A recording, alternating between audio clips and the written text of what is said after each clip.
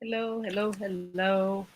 Hello, living better. Hey sis, how you doing? Thank you for joining, being the first one up on the panel tonight. Thank you so much. I appreciate you. Doing a sound check, sound check. Can you hear me? Can you hear me? Drop me a heart if you can hear me.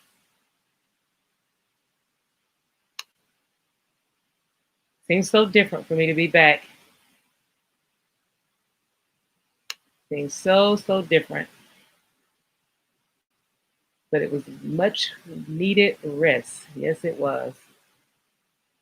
Yes.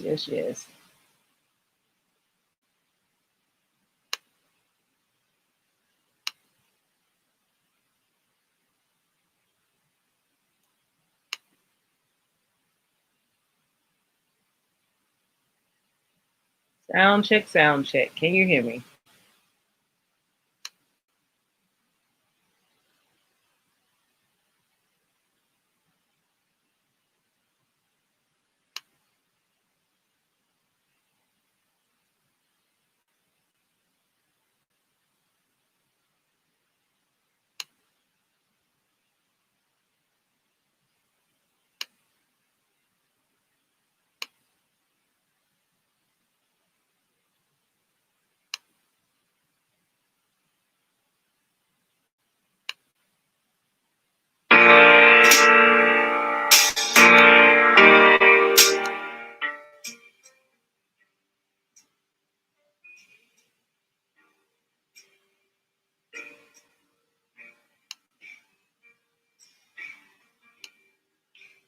Hello, Jaden. Hey, how are you? Hey, sis. Hey, Shannon. How are you?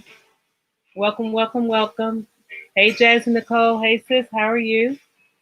Welcome. I'm going to give everybody a few minutes to come in. You know the routine. I give everybody about 5 minutes to come in. That gives me a chance to read everybody that's coming in before time. So, welcome, and I hope everybody had a great weekend. Thank you for the heart, sis. I appreciate it. That lets me know you hear me. Thank you so much.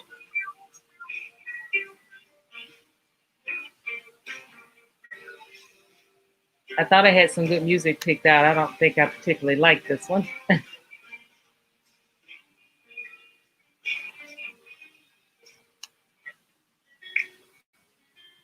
There we go. I like this one better. Good. Good.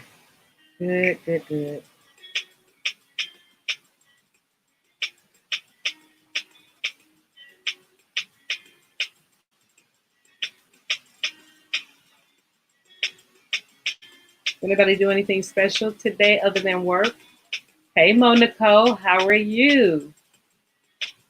Cooking dinner. Nice. I'm sure it's something tasty. Thank you so much for dropping in. If you guys can leave me running for at least 15 minutes, I get credit on the full live, so that would be great. Understand if you're cooking or if you're driving, please don't be looking at the video. But thank you so much for coming.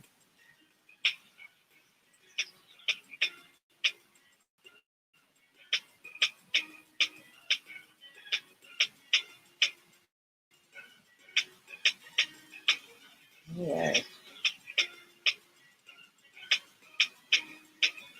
All right, now I can see what's going on.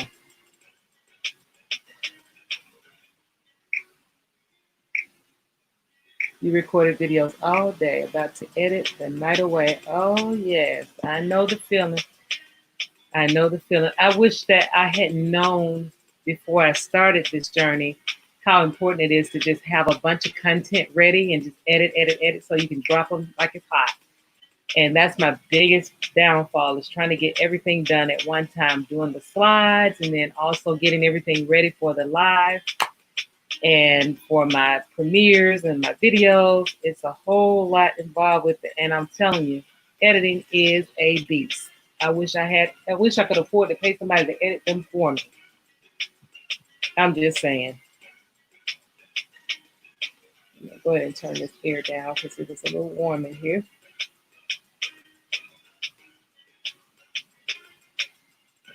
Just a quick question. What temperature do you guys normally have your thermostat set for in the summertime? And I'll tell you mine. And it is okay if you put in numbers. Hey, Taylor, welcome, welcome, welcome. Just drop it out there and tell me what temperature you have your temperature set for on your thermostat in the summer.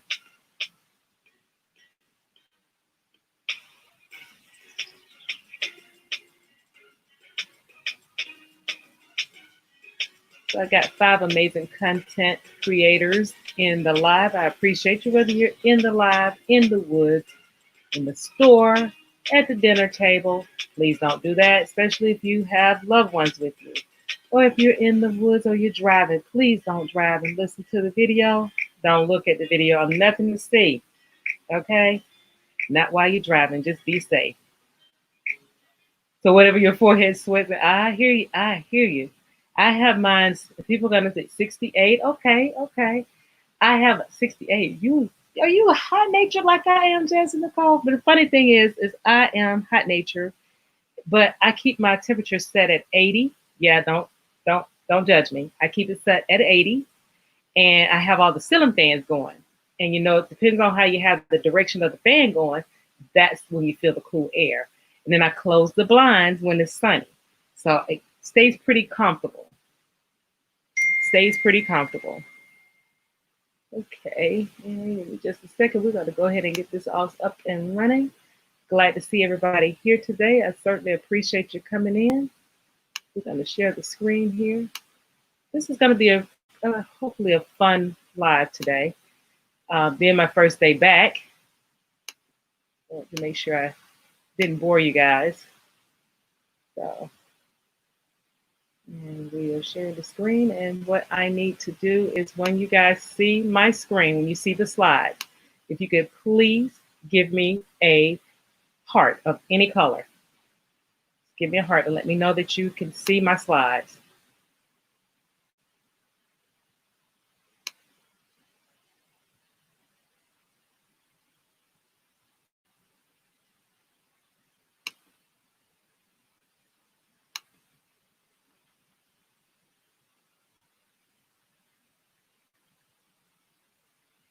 All right.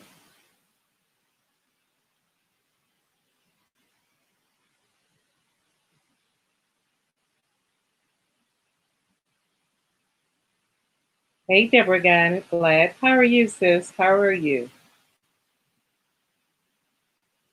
You guys let me know. Can you see my slide? Yes, you can see it. I can see it on my phone. Thank you, Jasmine Nicole. Thank you, Mo Nicole. Thank you, thank you, thank you. And yes, I am back, y'all. I'm back. I didn't realize I was out for 2 weeks, and I needed that rest. I really did. I fought it. Hey, Pickadale. Hi, how are you, Mama Dale? How you doing? Thank you so much. I appreciate you. Good luck on your taping. So yes, I'm back, guys. Yay, I'm back. And I am so glad. Thank you, Shannon, for the heart. Thank you so much. So I didn't think that 2 weeks was that long. In fact, I thought it was only 1 week. And then when I realized I missed somebody's live, I was like, oh my God, how long have I been out? It was 2 weeks, guys. And I probably need another one, but that's okay. That it gets easier for you to get lazy, right? So I gave back to you guys. So we're going to talk a little bit today, and I'm going to give you some 10 basic steps on becoming a homeowner. Some of you guys may already be homeowners, which means that if I miss something, you guys can certainly drop in the chat to tell me if I missed something. I do appreciate it. I don't doubt anything that anybody say. I would appreciate it if you did step up and say, hey, yeah, you missed the step. So we are going to talk about the 10 steps in becoming a homeowner. And I'm glad you are feeling good today, Mama Dale. I feel a lot better as well. I had a pretty rough day yesterday, and actually Saturday night, and then last night. But I'm doing better. I'm not gonna let this defeat me. So I'm gonna keep this moving. So yes, we're gonna go over the 10. I'm giving you 10 basic steps. But again, if you are homeowners and you have you've purchased a home, if you've purchased many homes or whatever you have purchased, you can let me know. Hey, Brown girl. Hey, Sarah. Hey, you can let me know if I've missed something, because hey, we're human, we miss things, right? And although I've been in the business a very, very long time, I still will skip things as well. So just let me know if I missed something. Yeah, put it in the chat. That's what we're here to do, is help each other out. So again, I am bringing up my disclaimer, and we'll keep it moving. So yes, there's Nicole says, "Hey, Mama Dale." Mama Dale is recording, guys, so y'all know we got ready to watch a nice, fun content from Mama Dale.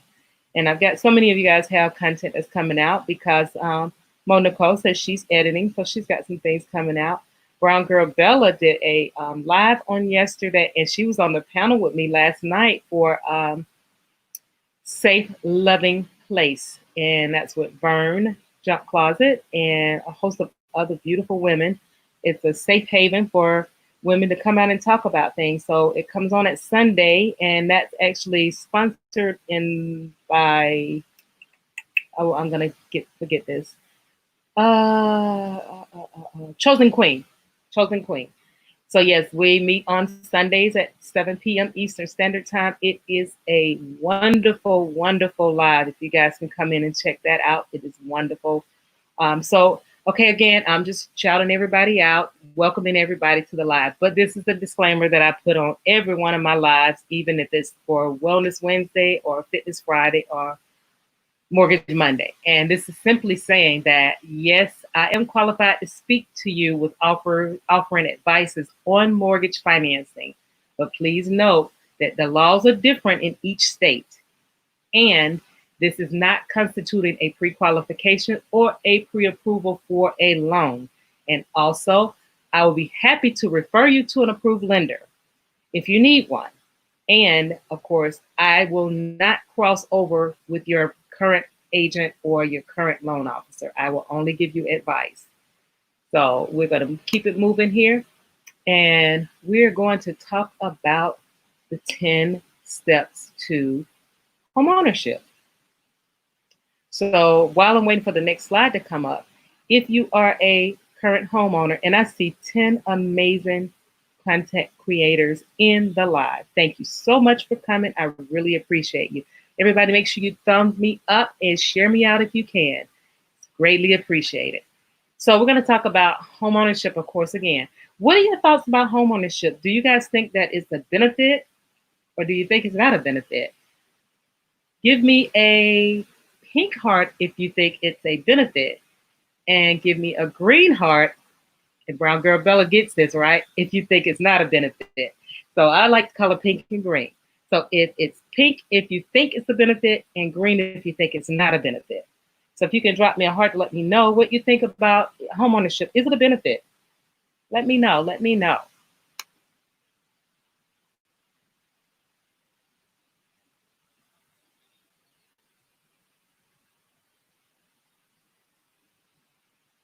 I'm going to go out and I'll speak the first bit. I think it is a benefit. It's a wonderful benefit. And not because I am a retired loan officer, but I have used my residence has been a huge benefit. Thank you so much for the pink hearts. Thank you, thank you, thank you. So Living Better thinks it's the benefit, and Shannon thinks it's the benefit. Anybody out there that disagrees that it's not a benefit to own a home? Because you know there's a pros and cons with both of them. There's a pros and cons for the benefit and not the benefit. So today I'm going to talk to you about both of them. Hey, VMAX Show, I just shouted you about the live on yesterday. Welcome, welcome, welcome. Hey, Taylor. Okay, so yes, it is a benefit for homeownership. And there are, again, pros and cons. But thank you so much, Deborah. I see your pink heart. Thank you, thank you, thank you. Now, there was one huge benefit until maybe about 2 years ago. And people would buy the home. And this was one of my selling points, is that, hey, you can write your interest off on your taxes. You can no longer do that. So I moved that over to green because it is not a benefit anymore. So I think that's bomb. That's bomber. We should have that benefit, right? but they took that away from us. So that's not a selling point for me anymore. I'm here with, okay, thank you, thank you, thank you, thank you, VMAX Show. Thank you. So the benefits are, okay, so what if you are in a bad spot where you need to do something really quick, but you don't have the cash flow? You don't know, Taylor? Okay, well, I'm going to explain it to you. We're good to go with that. So if you need cash flow, hey, Foodie, hey, sis, how are you? Thank you so much. I appreciate you running me. Thank you, thank you, thank you. So if you're in need of money, you don't have a cash flow, which we talk about that in several different lives. Tiffany Chanel does the uh, Money Makeover Mondays, and we talk about putting money aside for hard times or emergency funds and things of that nature. Well, if you don't have that fund, it could be something really massive that's more than you said no. Okay, you're saying no that you may not have the funds because the amount is too large and you don't have that amount saved. Well, if you have a home, if you keep your credit in good shape, you can do what they call a refinance, and you can pull equity from your house to pay for whatever that necessary thing is, whether it's to put your child through school, whether it is to um, finish paying a contractor for some upgrades that you've done on the house. And that's always a good thing, because if they actually, you use the money for upgrades on the house, guess what that's going to do? That's going to increase your value. So that's a good thing. That's another benefit that is actually collateral. It's another piece of collateral that you have for your home. I mean, for your pocket in the event of an emergency. Now, the downfall is that, yeah, you have a home, but you no longer have a maintenance man that you can call in the middle of the night and say, hey, this pipe is busted. Or, hey, my lights don't work. Or, hey, the trash compactor doesn't work. You have to call a handyman out to take care of that. That's part of the apartment complex or the rental.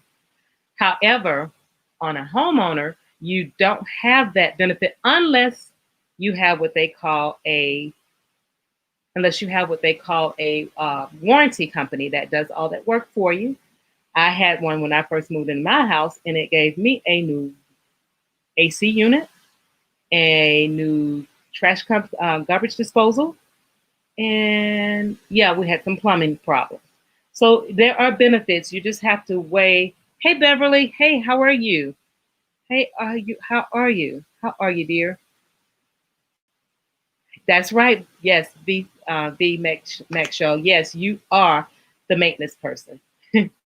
You are, and that comes along with paying for the equipment, or if you pay for somebody to come in from the outside in, you got to pay for those things. So a lot of people don't have that spare cash laying around. So they offer to go ahead and refinance and pull the money out, or get an equity line of credit and do the work on their own, which that's still a benefit, because at the end of the day, when you do all that work, you write it down, it goes in. If you're dealing with a licensed person, that information goes into the county, and guess what? When your tax bill come in, they know that you've got a new AC unit. They know that you've gotten new plumbing. They know that you've gotten new roof. All those things is all put into the configuration. So guess what? Your property value is going to go up. I have to admit, I love being able to pick up the phone and call the serviceman with the condo. Yeah, yeah. So that's the balance there. Homeownership is not for everybody. Homeownership is not for everyone. In fact, we actually want to just not have a home at all and just rent an RV and just be on the road. So, but hey, it's different. It depends on your needs. And if you don't have a fixer-upper person in your house, then it's going to cost money, right? So it has its benefits and it has its downfalls. So it just depends on you as an individual if this home is worth you doing the work. Now, I have a lot of people say, I'm getting a brand new home, so I don't have to worry about it. Guess what? If you sign a 30-year note, or if you decide that you don't want to move, then you've got that house. That house is going to, over time, it gets like a car, wear and tear. You're going to have things that come up. Now, in my instance, I'm blessed. My house is paid off. So if I'm paying wear and tear, that's just increasing my value. The refi process is good, but your credit score and income to debt ratio can affect the success of your process. That is correct. Were you on my refinance live, Deborah? Because that is one of the things. Your DTI, debt to income ratio, has a lot to do with it, and so does your credit. Now, and especially if you're pulling cash out. Now, if you're just doing a rate and term refinance, it's a benefit as long as your rate is dropping and your payments are going down. So there is downfalls with that too. So you're right, you have to have good credit scores, or I wouldn't say great credit scores, because if your LTV, if your loan to value is not very high, like say for instance, I decided I want to do, well, let's say if I had like a mortgage of like $5,000 on the mortgage and the house is worth $300,000. And if I'm going to put out maybe like $10,000, my loan to value ratio is going to be so great that the lender is going to say, there is no way she's going to walk away from this loan, leaving us with over $200,000 in equity. So that makes sense. So that loan will go through, regardless of the credit. Your loan to value has a lot to do with it also. So again, you have to think about the pros and cons of everything. And if it's something that's not going to be good for you, if you like the idea of having to call someone in the association and say, hey, this is, but the association don't pay for a whole lot of things either. But it depends on your contract with the association agreement. But also with an association, if you have 70% of your neighbors that's not paying the association fee, the good has to suffer with the bad. So your fees are going up every year, every month, and they may not cover anything but the shell, meaning the roof, the outside. They don't cover anything on the inside. So it depends on the type of association you have. So the next thing that you will need to have when you're considering purchasing a home for home ownership, you need to have savings. Let's see, which would everyone prefer to have, a house or an apartment? By far, Taylor, I do not want to go into an apartment ever again. Right now, I have neighbors, but they're so far away from me and they're not attached to me because hey, Coco, tell them, hey, sis, how you doing? Welcome.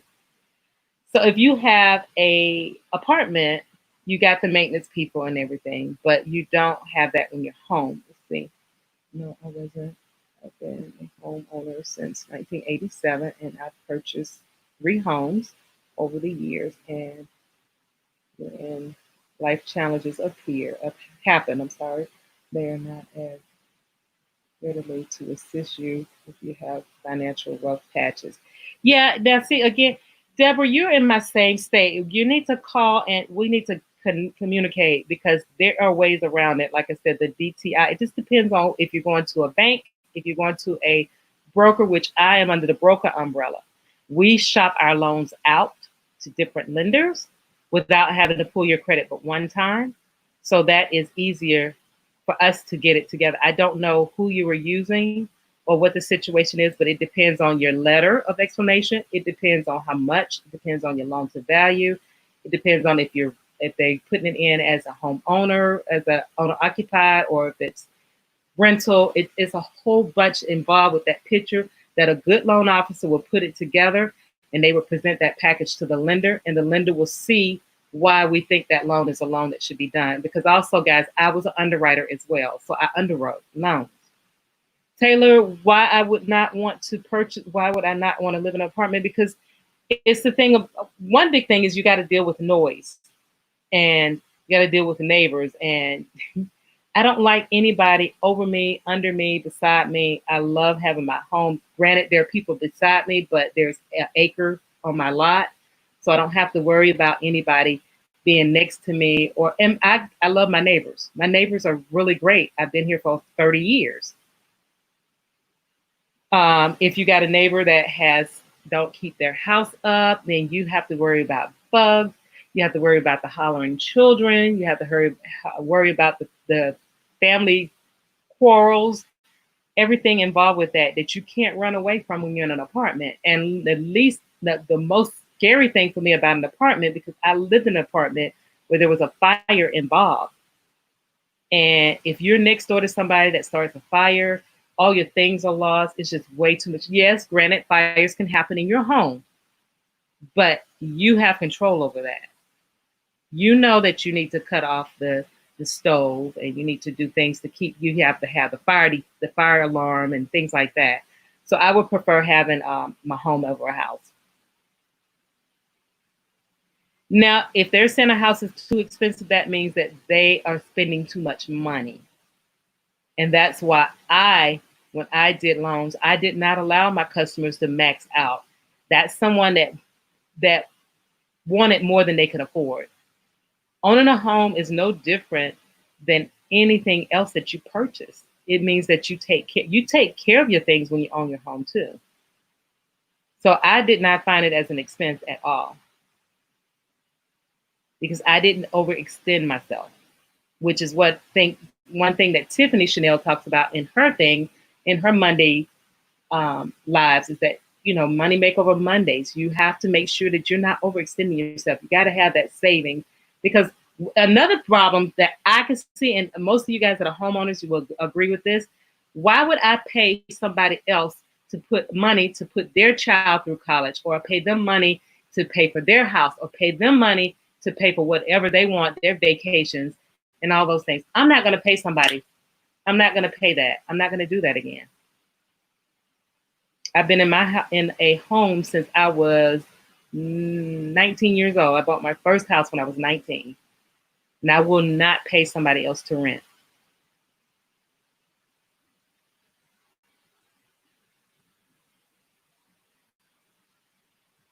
All of those things do affect the process. There are, oh gosh, I need to get my glasses clean. There was a lot of back and forth and persistence. So by the grace of God, I was affected through the process. But we could check. Yes, please do, please do, because yes, it depends on. That's why I tell people to make sure that they have a great loan officer, and they should tell you those things right up front too, and not at the last minute. Oh, I got a diva raid. Thank you, thank you, thank you. I don't normally ask this, but if I have a mod in the chat, can you drop the link for Diva Raid? Just drop it one time, and I'll drop it from there on, from this point forward. So, yes, Deborah, please reach out to me. I'll let you know. Taylor, did I answer your message? Thank you for the raid, Diva. Thank you, thank you, thank you.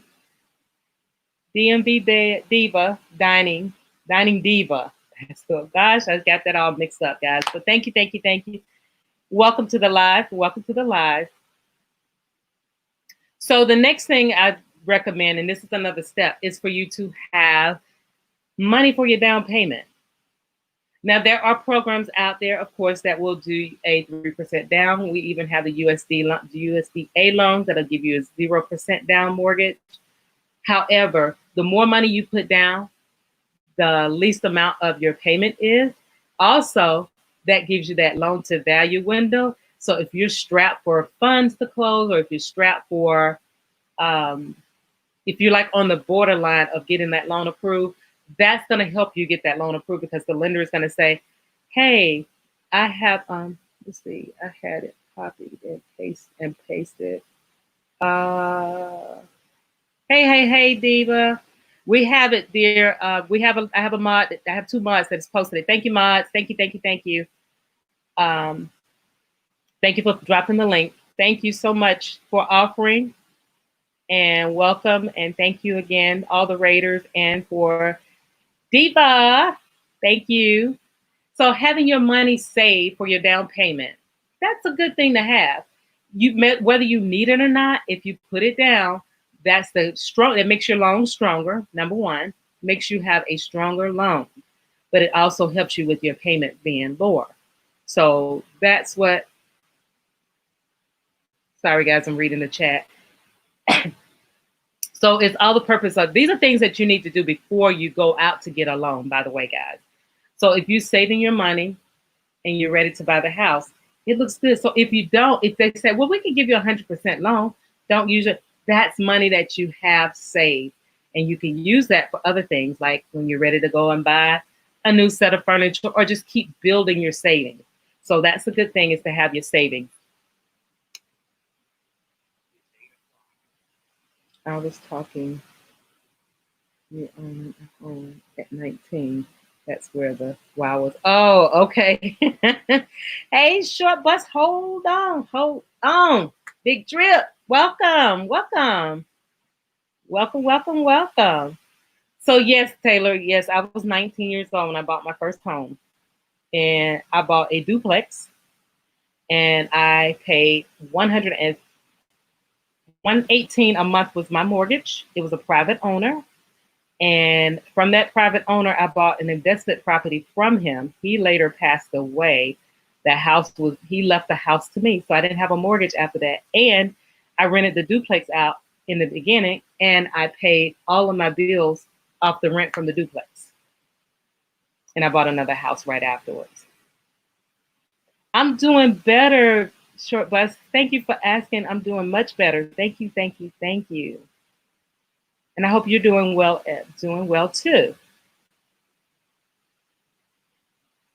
Yeah, and short bus will tell y'all don't pay your credit card with a credit card. I'm waiting for that to come out. So yes, definitely that is a necessity, Taylor.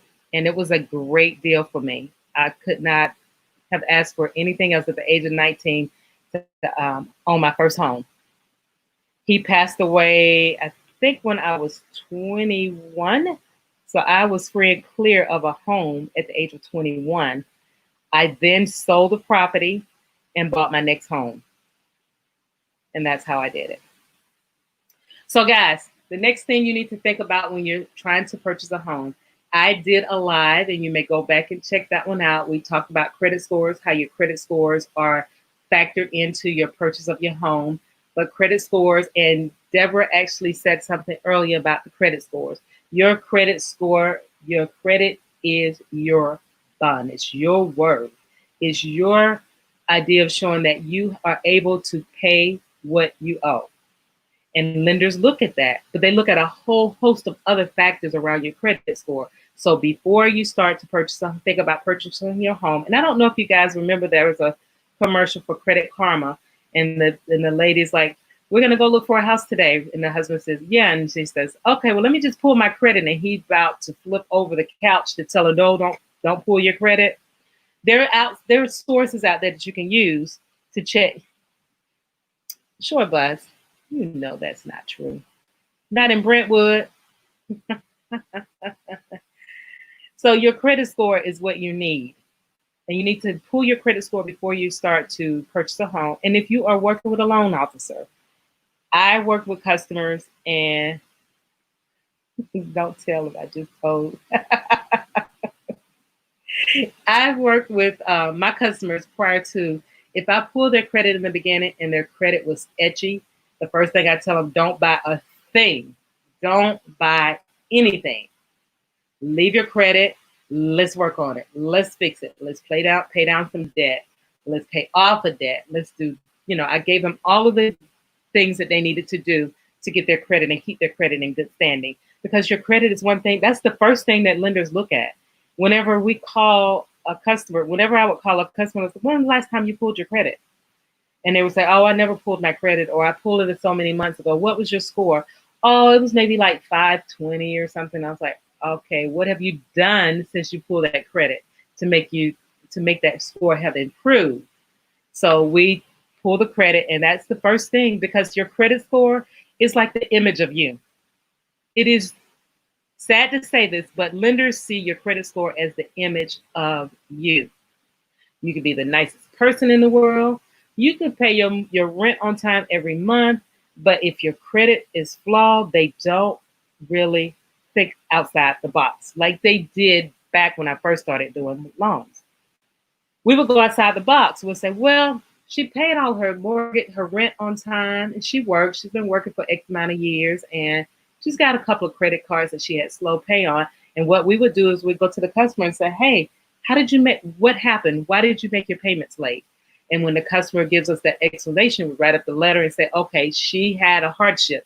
She was laid off, or she was sick, or she had a child." We were able to put that together, which is what I was telling Deborah. We put those letters together.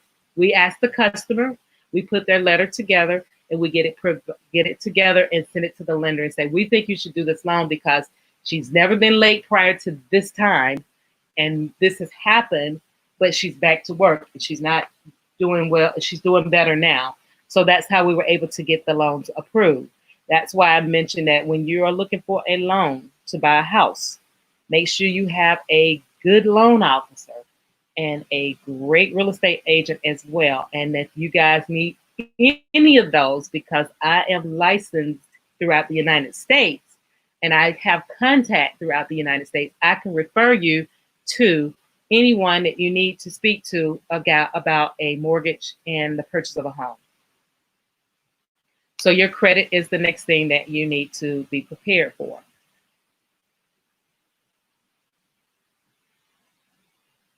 And once you get your credit, let's go back to it. Once we get your credit checked and you are ready to get your package sent over to the lender for them to say if you can be approved for the loan, then that's when we tell the customer, go ahead and get your realtor so you can go out and look for a home.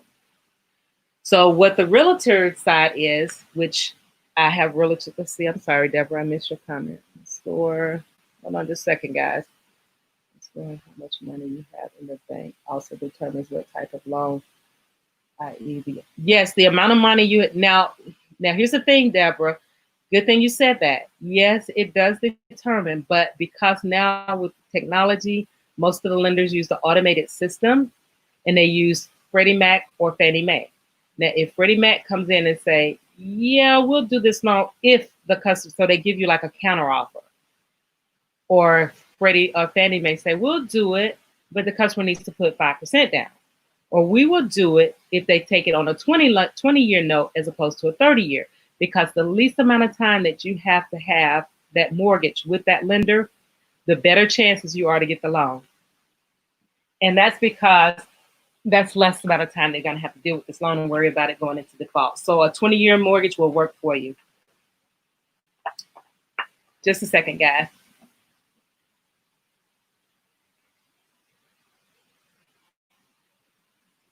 All right, sorry about that.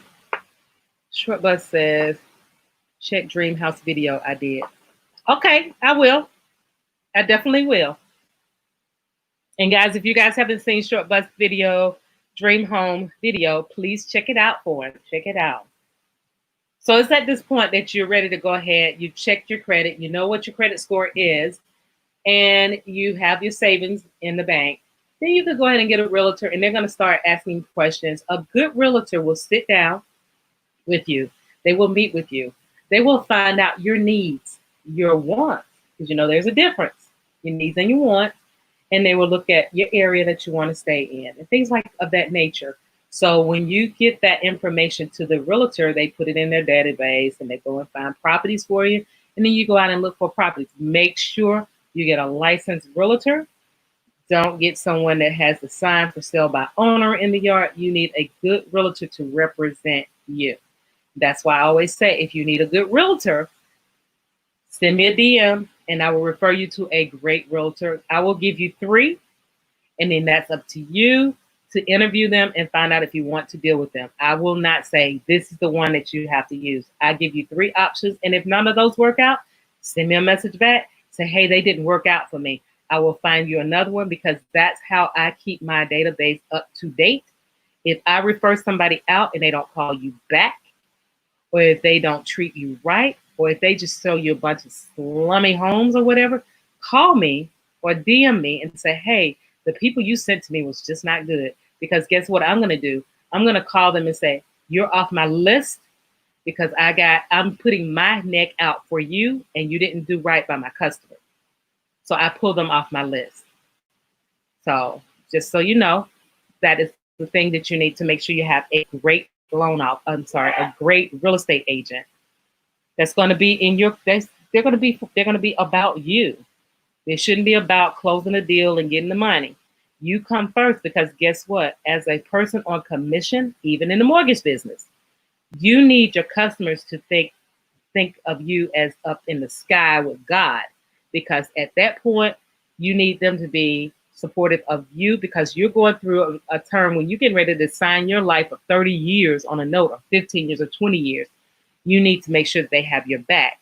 That way, if they are there for you and you like them, guess what they're going to do? They're going to get referrals and you're going to grow. Your business will grow like that. Let's see. Taylor says, what would everyone's definition of a dream home be? No mortgage for me. I could build what I want, Taylor.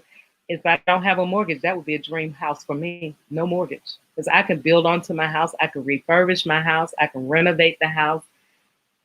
I can put an in-law suite in it and rent it out. There's so much you can do. I know that probably didn't answer your question, but that would be my dream house. Yes, all those pages you have to sign, right? Yes.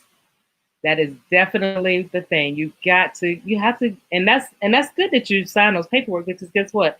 If they do you wrong, the first thing you can do is call the commissioner, and they will get in a lot of trouble. But if they've taken money from you of any way, you can always take them to court. In writing, anything in writing, as my grandfather said, black and white, black and white. If it's in black and white, you're grass. So you better follow through. So at this point, you're going to go ahead and have you a real estate agent that's going to be able to support and be there for you. And I'm showing 10 amazing people in the chat.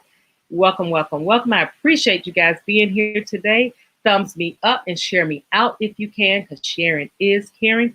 And I appreciate you being here, whether you're in the woods, in the bushes, in the trees, in the air, in the car driving home. Please don't do that and drive. At the dinner table, cooking dinner, wherever you are, you made the decision to come here with me, and I really appreciate you. The realtor want me after I told my scores. See, because they know that they're going to get a deal out of you. If you tell them their score, they know they're going to get a deal. You can represent yourself, but I wouldn't recommend it. That's a lot. Well, first of all, if you're not going to have a realtor, that means that you're going to have to deal with the seller's realtor, which means that they can rob you of everything, because that seller's realtor is going to get the commission on both the sale and the purchase. I entertain a lot, so I look for direction of the sun based so it would. Oh, that's okay. That's good. You hear that, Taylor? That was Deborah's idea home. They want 40% of what? They can't get 40% on a real estate sale. No, indeed. 7 is the max. So if they told you 40%, you better run. Something ain't right about that one. So guys, after you find that house, yes, you found the house that you like and you want it, the realtor has been good to you, then you go to your lender, because the realtor needs to send that contract in to the seller's agent, and the agent sends it to his customer, which is the seller. They're going to ask for one thing and one thing only. Well, two things. First, they're going to ask for the pre-approval letter. They want to see a pre-approval letter from the lender, not the loan officer, because we, at one time before it got really, really bad, we could send a pre-approval letter out to the real estate agent and they would do a contract. But now they want you to actually have the letter from the direct lender. Selling your house is a whole bear. It's 6% commission where I am. 6% is, see, you're 6%. We're 7% is max here. 7% is max here in Georgia. Now, that means that the seller will do 7%. He or she is supposed to do 3.5% on both sides, which means that total 7%. But some of them get real messy and try to do the whole 7%, which they can, because technically the law says 7% on each transaction. Me, on the other hand, if I saw that and I was at the closing table, I would first get on my realtor for allowing that to happen. And then I would tell them, we need an extension and we need to change this contract, because we're not going to give them 14% on a sales transaction. The realtor won't talk to me after I told her my store. As I told you. Sure, but they won't talk to you after you told them their score. First of all, they shouldn't be asking your score. They should be asking a loan officer. We just sign and go. He's so funny. So you would need to get a pre-approval letter from the lender. Now, if you want your deal to be solid and you want to have leverage over that deal, I would recommend an approval for the lender. The approval will say, this loan is approved through bank of whatever at 97%, 3% down. It's subject to an appraisal because you can't get an approval letter without you cannot fully approve a loan without an appraisal because the appraisal will make or break your deal, and you will be thankful for the appraisal. Let's see. The shade will be in the backyard in the evening for upcoming development within 5 years, 10 years for dump sites. Whoa. Whoa. Nope, I don't think I have that problem. Thank goodness for that. So that will be your next step, is to have the approval letter.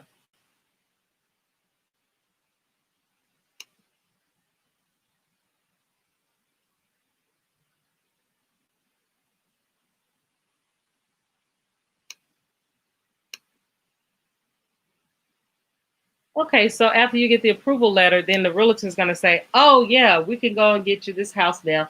So now it's time for you to write your sales contract. And once you write the sales contract on your house, it doesn't end there. Let's see, what's the percentage these days for a conventional loan? Now, Deborah, I cannot give rates on the live because the rates change daily, sometimes several times in the day, and it's different state to state. And because I am not doing a loan, I don't give rates out. So you could probably you could look it up on the bank's website, or you can call someone in the industry, but I cannot, for the licenses purposes, I cannot quote rates over the live. I apologize, but I can't quote the rates over the live.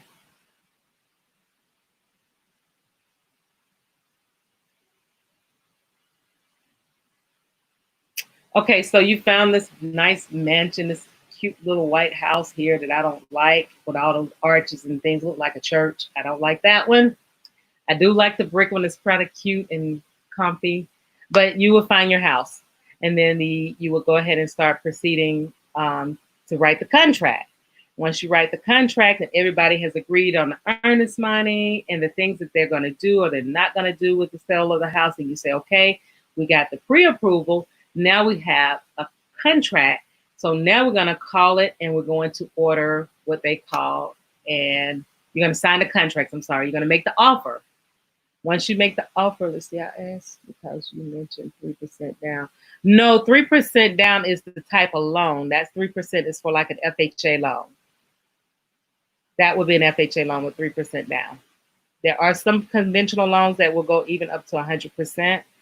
But as far as the rates on them, I wouldn't know the rates. As a matter of fact, I don't even look at the rates anymore. I did at one time, but since I'm not practicing, I don't look at the rates right now. And I'm not trying to refinance or buy a house right now. So rates are not something I look at. From what I was told, the rates are pretty dang on good.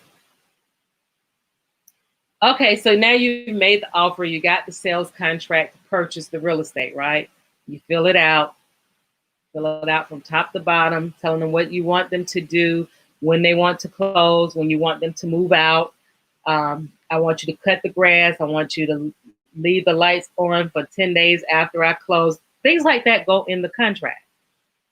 I need you to leave all the ceiling fans. Now, things that are attached, they're supposed to stay, but you would not believe how many people would actually come in and say, well, I really like this crystal chandelier. My great grandmother gave it to me, so I'm going to take it. Then you go into the house and what? It's gone. Well, they're not supposed to do that. Now, they can if they put it in the contract and you agree to it. But if you don't put it in the contract, that's a permanent, a fixed product. You cannot take it and run. So this is where you would disclose all that information in the sales contract so that you don't have to worry about, for instance, washing machines, things like that. People will take refrigerators.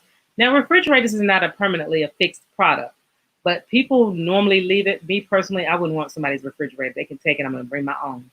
But people will do things and you wouldn't believe some of the things that people will walk away with. That's why I see your message, Deborah. No problem. This is the way you would put all your information in. Want to cook, but I will come back later. Sis, plus I get help first. And love you, rest of you. God bless. God bless you too, sis. Thank you for coming. Cook a nice meal, healthy meal, please, ma'am. Eat to live strong. See you later. So yes, this is where you will put in your sales contract all the things that you need, that you want to have done to the property. You want the septic tank to be cleaned or drained. So, because some people, like Gwinnett County is 90% septic. So you want them to clean the septic tank. You want them to make sure the heaters and everything is left. You put all of that in your sales contract. But guess what's going to back you up behind that? Yes, this one here is a big one. And I recommend this 100%. When you're purchasing a home. I know, sis, laugh out loud. When you are purchasing a home after you do the sales contract, you can have a stipulation in the contract, and I'm waiting for this to actually, there we go. You can ask for it, and you will need to get an inspection on the property. I recommend an inspection. It is a cost, but remember, you've saved money, right? Coming up to the purchase of the home, you've saved your money. Pay for the inspection, guys, because this inspection is going to save you a lot of heartache, because the inspector comes in, they look for things that you really wouldn't think to look for. They look under the house. They look in the attic. They look for bats. They look for termites. Well, they don't do termite inspections, but they can see activity of termites. They look for water problems. They look at the water pressure. They check that. They check the toilets flushing. They check Short Buzz, Mama, they'll say hello. They check for the lead paint. They check for the roof. They check all of these things that you would not, thank you, sis, thank you, things that you wouldn't think of as a homeowner. But I'm going to tell you, if you don't get an inspection, you get in that house and you close and it's yours. You can't go after the seller because you didn't get the inspection. That's on you, because the inspection saved my butt when I bought my home. My third home. It saved my butt. It saved me. In fact, they were very professional. They gave me a notebook with everything they did. I recommend an inspection, because anything that seller could hide, you may not look. Like me personally, I never would have gone up in the attic. No, ma'am. Nope. Still don't go up there to this day. I do not go in the attic. I don't go in that crawl space. No, ma'am. If anything is down in that crawl space, needs to be fixed, guess what? I ain't going down there. Somebody going to come down there for me. I'm not going down there. And see, sellers know that. They will try and hide that. So it's recommended to get an inspection. The inspection will take care of that. Yes, see, Brown Girl says it's important. It's very important, because I'm not going to kid you. Some of the things that I came up on my inspection, the biggest thing that came up on my report was my water heater. I ended up getting a new water heater with the purchase of this home, because the water heater was whack. Yes, you do have to. Yes, Mama Dale agreed too. You have to get that inspection, guys, because hindsight 2020, if you don't ask for it and you don't get it and then you close, then you're sitting there crying, because you can't just walk away. It's not like a car where you can say, oh, well, come and get the car. I'll trade it in. This is 30 years that you've signed, or a 10-year or a 15-year or a 20-year. You signed into a mortgage. If it is new construction and it does not have appliances considered, you want to finance those things that many years. I would not have them put into the mortgage if you can pay. Yes, if you can pay stuff out of pocket, yes, by all means. Because every little bit, that's like a down payment, Deborah. If you put money down, that's the less money that you're going to pay for your monthly payment. But again, you would not want to put that into your mortgage. But things like the appliances, on new construction, that's actually normally a given. They may not put the best of the best in the homes, but normally they put that in there. Um, and something else they normally do, but they normally put that in the new construction. You recommend an inspection? Absolutely, absolutely. Because new homes, just because they're new homes, doesn't mean that there's no flaws. We're human. We make mistakes, and sometimes the workers will make a mistake and they'll just try and cover it up. But yes, I do recommend an inspection. I do. I would pay for it. Yes, indeed. Excuse me, y'all, while I drink my tap water. Short bus. Yes, I do recommend a. Hey, Pam Money. Hey, dear, I was trying to find you to add mention you on this live. Welcome. Thank you so much for coming, dear. I appreciate you. Hey, Tiffany. Hey. How are you? Tiffany says, I'm late. I've been working. I know. You're good. You're good. You are good. I understand. Hugs and kisses to my niece. Give her extra snacks. You know, today is your day. Pam Money says, hello, everyone. Most times they are in there, but one house I bought was new construction and they didn't offer appliances. Yeah, I think now they do offer. I'm sorry, I just got a message. Now they do offer it. They do. Let's see. Why is it so hard to get good and trustworthy house inspected? I have no idea. See, this is the thing. I wouldn't get an inspector that was referred to me by the seller. I absolutely not. And if you got a good realtor, they do have their own pick of inspectors. I have a particular inspector that I've been dealing with for, oh my gosh, I've been knowing him for whew, probably about 20 years. This was years ago, so I know some things have changed, but this is all food for thought. Thank you, Deborah. Thank you. Pam says, hi, Ms. Rucker. Yes, things that have changed a lot, Deborah. You're absolutely right.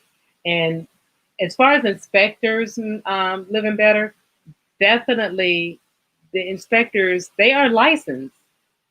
So you can always check their license and you can go to the Better Business Bureau, which I think that's a prop. But you can get referrals. They're supposed to give you a list of people that they have actually done business with before. But like I said, the guy that I deal with, I've been dealing with him for a long time. And as a matter of fact, if anybody needs something done, like I'll call him every once in a while and say, hey, I need an electrician and I need to get the best one.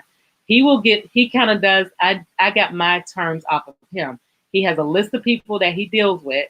And he said, here's the person. If he charges you too much, if he's not on time, if he's doing something weird, let me know. I will call him and get on his butt right away and take him off my list. So you will find a good inspector. And as a matter of fact, I have a good inspector here in Georgia. Best inspector ever. So good that one of my loans that I was getting ready to close, he found so much stuff on the loan. I was like, oh God, this loan is not going to close. But he finds everything. He's really good. Okay, and okay, so with the inspection, so yes, I definitely recommend inspection, guys, because that inspector is going to find things. But guess what? You're also going to have another set of eyes too, because you know after you get the inspection, you've got the contract, and the seller has agreed. Now, sometimes the seller will agree to pay your inspector. It's all in that contract that you fill out. Sometimes they will, sometimes they won't. But at least you have an offer to get an inspection, and it has to be done within a certain time frame.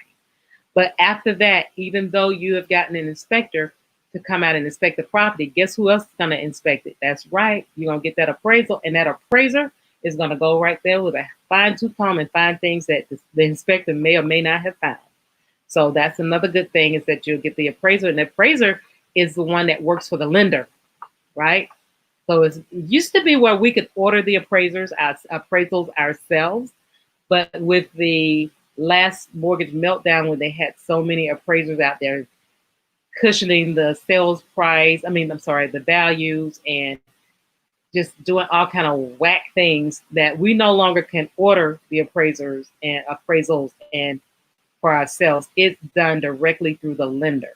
And the lender has a list of appraisers that they will allow us to use for our loans. We don't know who it is. They'll just say, okay, you're in such and such city. You're in Gwinnett County. You're here in Duluth. So we're going to get this appraiser right here. They make sure that they pick the appraiser. So then that way we don't have that problem with the loan officer saying, hey, I need you to do this appraisal, some refinance, and I need you to get that loan, that value up to like $190,000, knowing full well that the house is only worth $150,000. They had appraisers out there doing that. They had appraisers out here in Atlanta, I know for a fact, because sitting on the board, I've seen so much. Oh my God, I need to do a live of all the stuff that I've seen. You guys will be amazed at the things that I've seen. But I've known appraisers to go out there and cushion the appraised value by more than $30,000, $40,000. So the lender's like, nope, we're not using any outside appraisers anymore. We're going to pick our own appraisers to go out and do the property. So that's good for you as a buyer, as a purchaser, or someone that's refinancing, because you know that you got something that's going to be another set of eyes on that property before you purchase it. So now you got you and the realtor that's gone out there, and then you got the disclosure that the seller has given you and said, oh yeah, nothing's wrong with this house. The only thing we need to do is cut the grass and change the light bulbs. But then when the Mr. Inspector come in, he said, oh, yeah, we need a new water heater. We need to have the septic tank pumped. We need a new dishwasher, because they check all of those. We need a new water line. That inspector is going to go through and they're going to turn on the water, because everything has to be operational in the house when the inspector comes out to inspect the property. And the same with the appraiser. No matter what it is, even if it's in the dead winter and everything is frozen, if it's not operable, they will not come out and inspect that property until they can get everything up and running. So now you got three sets of house, because 3 sets of eyes on that property, because now you got the appraiser that's going to come in. They're going to look at it. They're going to fill out some paperwork. They're going to take square footage. They're going to tell you where the house sits, how many acres, and what's all involved, what kind of flooring, the age of the roof. They're going to do all of those things too. Now, don't think that this is all you're going to get, right? So when people say, I bought this house and it was raggedy and this, my question is, did you get an inspection? Because I know you got an appraisal, because you can't get the loan without an appraisal. Did you get an inspection? No, your fault. Or yes, did you research the inspector? No, your fault. Okay. And then let's see what you said there. I'm sorry. I want to return me from being a homeowner. I just want you to have, and that's perfectly fine, Deborah. That is perfectly fine. Remember in the beginning, I said, if there's anything that I missed or anything that you want to add, please add it, because we're trying to feed people with some good information, so that when they are buying a house or refinancing or whatever they're doing, they will think of these things that we've told them. So I'm absolutely happy that you're putting your comments, and I do appreciate you doing that.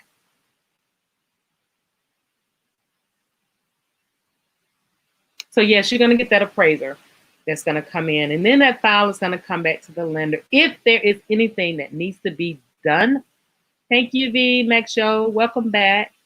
If there's anything that needs to be fixed, that the appraiser found, that the inspector didn't find, guess what? Your loan ain't going to close until that appraiser goes back out there and makes sure the work has been done in a workman's-like manner. Meaning that nobody needs to go in there and slap some paint on the wall and say we covered that wood to earth contact on the ground. Nobody's going to go in there and say we put some duct tape on the screening so flies and stuff can't get in. Nobody can just go in there and say, oh, I took the lock off of the burglar bar. Because now in Georgia and everywhere else, if you have burglar bars, you cannot close on that loan unless you have an escape lock and key, because people have burned in a house that had burglar bars. So they made a lot of good changes. So yes, you have to make sure all those things are done. If they're not done to the appraiser's liking, the appraiser's going to send it back and say, nope, they still didn't do it. They need to go back out there and they need to use T111 on the siding. They cannot just put a piece of wood up on the frame. They've got to do all of those things. So you guys are people are really, really protected out there now when they're trying to purchase their home. And I would take advantage of every opportunity to get it checked. Better safe than sorry. Hindsight is 2020. You need to make sure that this is when you come in this house. You don't want to go into your house and you say, "Oh, I have $5,000 saved because I got 100% financing." You walk in and you turn the light on, and the house, the lights just start flickering, and everything just shorts out. How did that happen? If you didn't get an inspector and whatnot. Now, I'm not going to say that it's 100% now, because sometimes things don't happen right away. So it may not have shown up on any one of these things, right? But then you close on the loan and you move in a week later, and it was a big ice storm or a big electric storm out. Because my house was hit by lightning 3 times. 3 times. And shorted everything out, killed the computer, TVs, refrigerator, freezer. Whew, I had over a lot of money worth of damage. They also have problems with double key side locks. Double C. Oh yeah. Yeah, I forgot about that.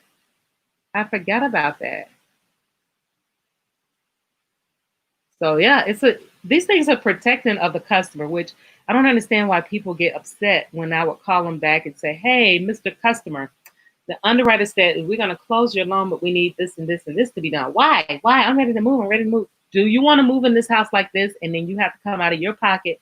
You already don't have money to close. So why are you thinking that you're going to be able to come in this house and nothing's going to happen to this house? And your insurance, I'm going to tell you that insurance is not going to cover everything. It is not. It is not. And the first thing the agent is going to do when they do your insurance, they're going to check and they're going to ask all these questions. They're going to need a contract. They're going to need a copy of the appraisal. They're going to even ask for the inspection if it was done. And they're going to look at all these things. And if you don't have any of those things, it's going to really not be a nice premium for you. So once you go through all of that, guess what, guys? You are ready to close on your loan. All these things you have done, the contract, you've gone back to the underwriter, they've looked at the inspection, the appraisal, everything looks all good. It's a signed deal. You're ready to go. You are ready to go. Your deal is done. You're going to sit in front of the closing attorney. They're going to close on your loan. And once you get there, all you can say is, "It's all over. Where are my keys? I'm ready to move into my house." And it's happy-go-lucky, unless you come into a spot where you were hit by lightning or something. But these are things that's an act of God. We can't control that. But the things that you can control in my opinion, if these are things that you can control, such as getting the inspection, get it. It's worth the $275 to $300. It depends on how big the house is. But these are things that I actually recommend by all means necessary. Get those things, guys. So with that being said, guys, I think this is actually coming to the end of the presentation. And I need to ask if anybody, first of all, Deborah, thank you so much for giving your information and your advice in the live today. You're most welcome. And I'm sorry, I appreciate you. And I thank you for doing that. So does anybody have any questions? And I still see 10 amazing content creators in the live. Does anybody have any questions concerning this presentation on the 10 things that I recommend and is recommended for you to have when you're trying to purchase a home? Any questions out there? Make sure you ask where the property line is and purchase when you have a copy of your land survey. Yes, yes, yes. And you do know that the appraiser will give you the information that they have from the courthouse, from the property assessors. However, there's situations like, God, why did I have the most things that happened to me? When I purchased my house, the lady that lived here, her husband passed away, and she wasn't cutting the grass. She couldn't cut the grass. When you buy me a smaller house, I can't buy you one, but I can sure help you find one. The lady couldn't cut the grass because certain parts of it was on an incline. So she went to the courthouse and she signed a certain percentage of the property over to the guy next door. We didn't know that she had done it, and it was never registered in the courts system. So when we moved in, and the guy was he was mean as a snake. This guy was not the most pleasant neighbor. We're so glad he's not our neighbor anymore. He did not. He got upset because we were cutting the grass, and he came out once. He's like, "Why are y'all cutting my effing grass?" And we're like, "Whoa, whoa, whoa!" Listen, my husband's not the nice person. He was ready to blow up, and I went out and mediated. And I said, "What is the problem?" Now I was just gonna say this: the guy did not. Oh hell, I'm just gonna say it. He didn't like black people, and we are the only African American black people in our neighborhood. The guy didn't like us because we moved into the neighborhood. And anything he could do to try and make us mad, he would. And I said, well, you know what? First of all, he doesn't pay my mortgage. He doesn't pay my bills. So I don't give a flip what he likes. He stay on his property, I stay on mine. Well, that was the thing. She had given him rights to that property because he was cutting it, and it had been like 10 years. So it didn't quite fit under the law where if you take care of it, the squatters rule, it didn't quite fit under that because it was under the 20 years. So me being in the mortgage business and knowing the stuff, I went ham on the guy. I said, listen, this is our property. This is according to the court records. This is according to my appraisal. And we're going to cut this grass and we're going to take care of our property. And he went ham and he was going on and on and on and on. I said, oh, I'm not going to argue with you. I'm not going to argue with you. I said, you and my husband might get into an argument. I'm not going to argue with you. So I went to the courthouse. I made sure it was signed, sealed, and delivered. And the guy was totally ticked because the sheriff came out and said, man, don't come on those people's property no more. So to answer your question, Deborah, yes, check your property lines. Some people have to get property inspections, not property inspections. What do they call them? Surveyors to come out. Because of that same reason, we had to get a surveyor, and it was $375 to come out and survey that little small area because nobody else had a problem with us, just him. And it costs money. But yes, find out your boundaries exactly. Because when you go to try and I went even a step further after we got it all fixed. I went and bought, if anybody know what pampas grass is, I went and bought this huge pampas grass, right? And it grew and grew and grew, and you couldn't see in our yard, and we couldn't see in his yard. Then we put Leland ciphers up all the way around we call them Christmas trees. We put them up all the way around, so he couldn't see on our property or anything. So he was not happy about that. I think he finally moved like maybe 5 years later. The people living behind me had a smaller lot before, and I put my parents up and they told the contractor they'll do that. They definitely will do that. So you pretty much have to, like you said, you have to check that because people will do things like that. And the thing is, let me ask you this.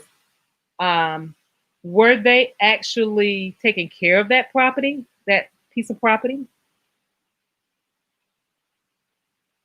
So when you put the fence, they didn't make us think until you put the fence up. Were they taking care of that piece of property? And if so, how long had they been taking care of it? Because they have to have been taking care of it for 25 years, I think. And that may have changed because it's been a while since I've had to deal with something like that.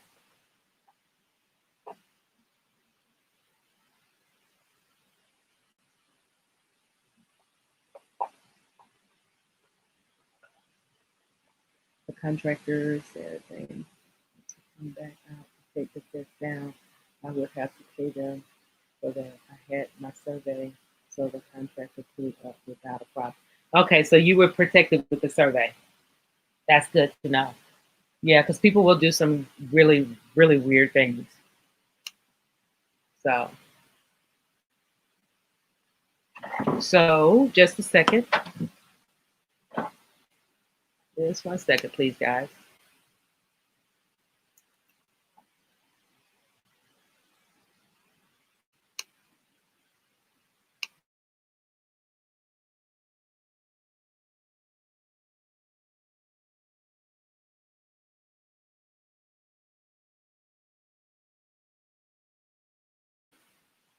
Okay, guys, so I stopped sharing the screen. Hey, y'all. Did y'all have any questions? Any additional questions? Sorry about that. I had to get me some water.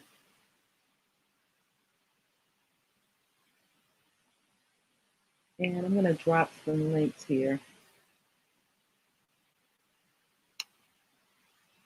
And just a second here. I'm going to drop some links.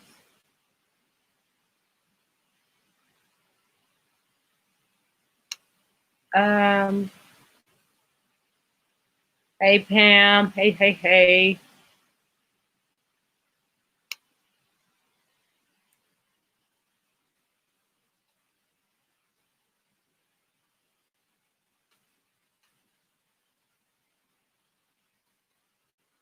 I'm going to drop a link here for you guys. And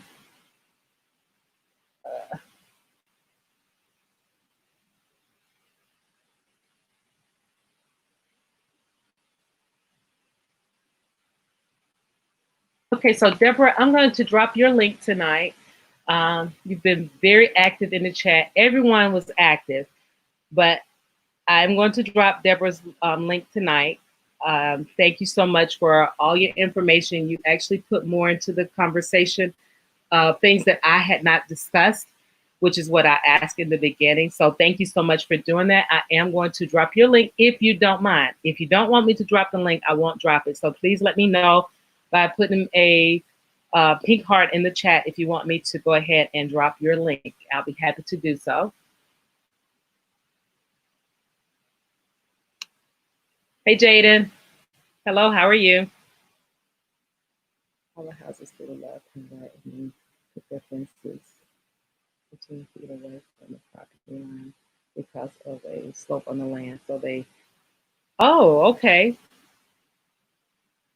I was going to say, well, that was a good deal because then you didn't have to pay for one part. You only had to pay for one part because that's what ended up happening with us is that we had everybody put a fence up on the backside except for one area. So we only had to pay for one footing of fence just on the left side, the left side, which was the side on the guy that we didn't particularly care for. I can tell y'all some stories about that guy too. He was something else. He was something else. Okay, I'm gonna drop your link. And so you guys, you know, today is Makeover Monday, and that's Tiffany Chanel. So I always try to raid her. So I'm gonna drop her link too. But give me a second. Let me put Miss Deborah's link out here, and then we're gonna put Tiffany's link out. All right. So I didn't put her name. Let me just do it this way. Sorry, Deborah.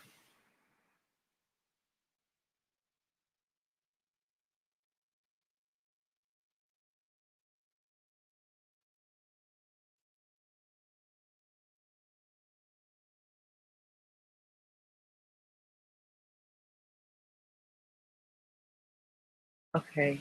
I think I spelled your name wrong too, didn't I? All right. It is so hot up here. Okay, so I put your link in the live, and then we're gonna raid Tiffany Chanel, but she doesn't come on until 9 o'clock p.m. Eastern Standard Time. And if you guys want to hang in here for me for the next 10 minutes with questions or topics that you want to talk about, anything you want to talk about, this is cool. This is cool, cool, cool. And I certainly appreciate you guys being here. But meanwhile, I'm gonna go ahead and put Tiffany's link out here. But we were also rated, so I'm gonna drop her link again for Diva. I'll go ahead and drop her link again. There she is. I'm gonna drop her. You stay blessed too, Beverly. Thank you so much. You're awesome. You're awesome, awesome, awesome. Thank you so very much. I appreciate you coming in. I really do. Thank you for hanging with us. I appreciate the opportunity to share and hope it was beneficial to someone. Have a great evening, everyone, and stay safe. Thank you. Deborah, do you mind telling us when you're going to go and do your story time again? Let everybody know because I dropped your link. So, guys, Deborah does a story time, and she's awesome. I went into her live once, and she had been in this live, and she did a story, and I heard her say my name, and I was like, did she say Eat to Live Strong? And she actually she made the story up with me in it. And I was like, oh my goodness, she is good. So you guys check her out. Check her out. And I'm trying to find my girl. I don't see her link. I think I dropped it early. Well, I didn't drop it. Somebody else dropped her link. Okay, maybe it's too far up. So thank you again. Let everybody know, though, when you're going to go live again so we'll know what to look for. Okay, good. Here's the link here.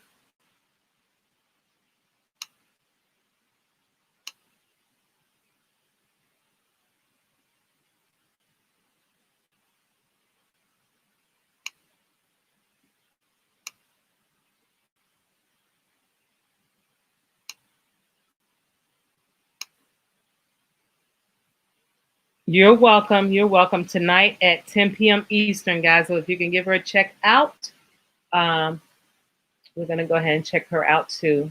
So she's awesome. Every Monday, Wednesday, Friday. Oh, so the same days that I go, Monday, Wednesday, Friday. Okay. Okay, cool. So I'll make sure I come in and visit you today, see how things are going, see what you got for us today in store. So thank you so much for coming. You've been awesome. I appreciate you. And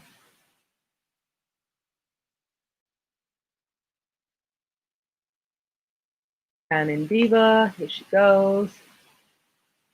I actually like StreamYard, but I don't like the fact that I have not figured out how I can go in here and copy these links like everybody else does. Okay, so I'm gonna, since she did raid me today, I'm going to drop DMV, Diamond. Thanks everybody that's still hanging in here with me. I really appreciate you. I mean, Diva. When I say her name, it reminds me of Fresh Prince when the sisters would get together. And he should say, Diva. So I just dropped her link, guys, and now I'm going to drop Tiffany Chanel's link because we're going to raid her at 9 p.m. Eastern Standard Time, which is about, what is that, 7 minutes away. So if you guys can hang tight with me for 7 minutes, then we'll go over and raid the beautiful Tiffany Chanel.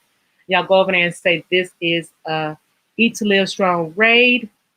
I greatly appreciate, guys, if you go over and stay, look at the ads. Please look at the ads and try to stay for like 10, 15 minutes. That would be great. But make sure more than anything, look at her ads. And let's go ahead and put her link out here now. Did anybody have any questions? How did you guys like the live tonight? Oh my goodness, I forgot to add somebody, and now I know. Oh my goodness.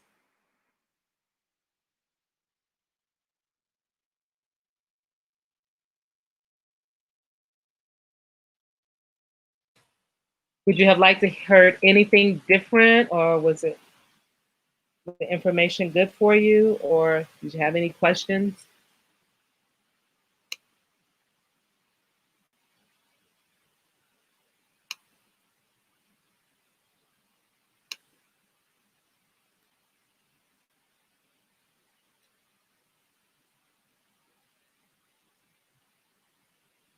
All right, I'm dropping Tiffany Chanel.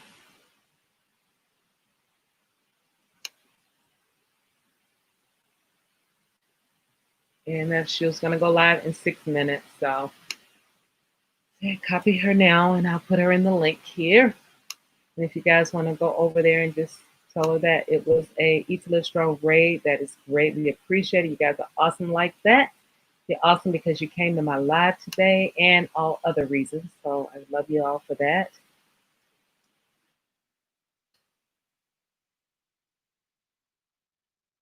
All right, and there's her link.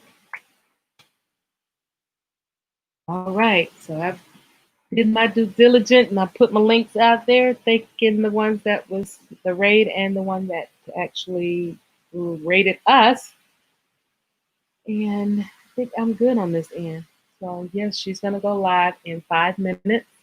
So if you guys don't mind going over just for a few minutes, look at her ads, please. And she's doing her um oh God, I just looked at it. She's gonna get me. I keep forgetting how she says hers. Oh, okay. Thank you, V. Thank you, thank you, thank you. Okay, so she's doing her money makeover Mondays. So you guys go over there and check her out. Have fun. I had fun with you guys today. I thank you so very much. And I will see you guys. I'll be back on Wednesday at 7:30 p.m. Eastern Standard Time. That's for Wellness Wednesday.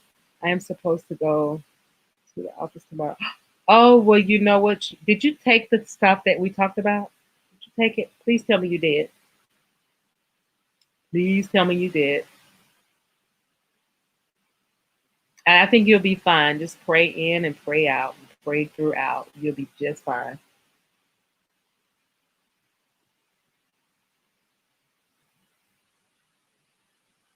You have a blessed night too, Short Bus. I appreciate you coming in, my brother. Thank you so much.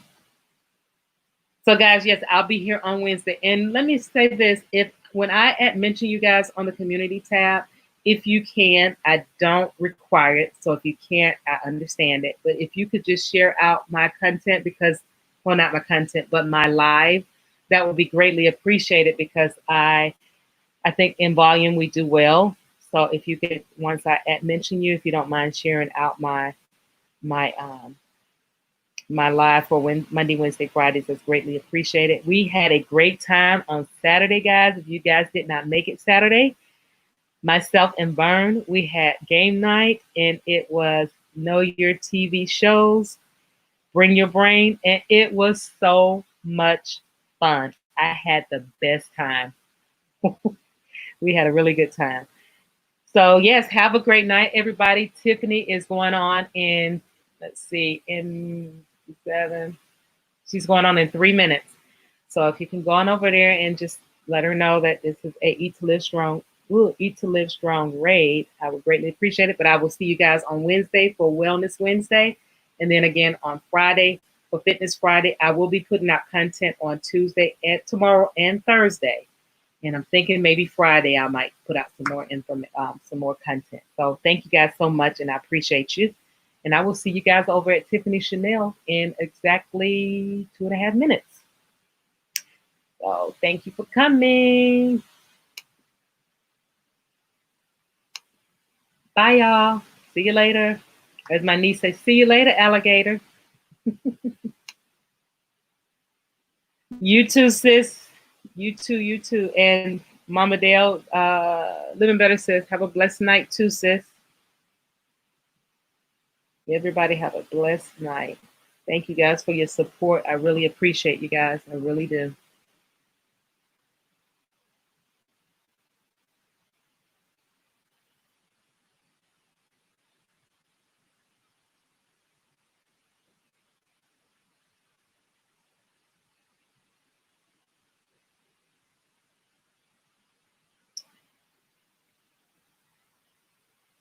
And we are out. I'm going to keep the live up for a few minutes in case someone else comes in. But I will see you guys over at Tiffany Chanel's, and then I'll see you guys again on Wednesday. Love you guys so much for coming. Thank you again. And you have a wonderful, wonderful evening. Stay blessed, stay safe. God bless. Bye.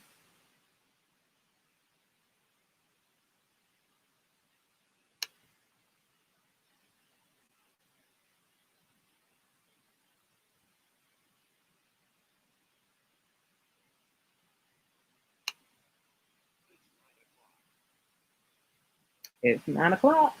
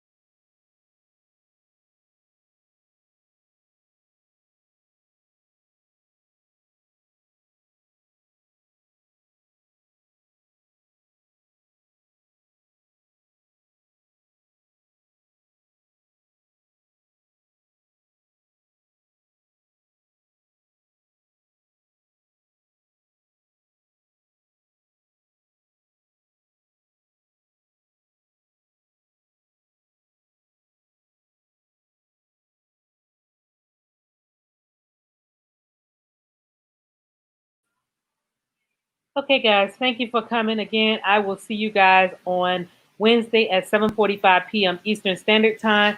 That is for my Wellness Wednesday. Then I will see you again on Friday for Fitness Friday. And after Fitness Friday, I will have content out on tomorrow, tomorrow, which is Tuesday, and Friday, no, Saturday. Let me start this again. I'm getting my days mixed up. That's what happens when you get 2 weeks off, guys. But I will see you guys tomorrow on for some content for Tuesday. I will have content again on Thursday. Then I will be live on Wednesday and Friday. Wednesday is for Wellness Wednesday, and Friday is for Fitness Friday. Thank you guys for coming, and I will see you guys then. Take care. Love you long time. Bye now.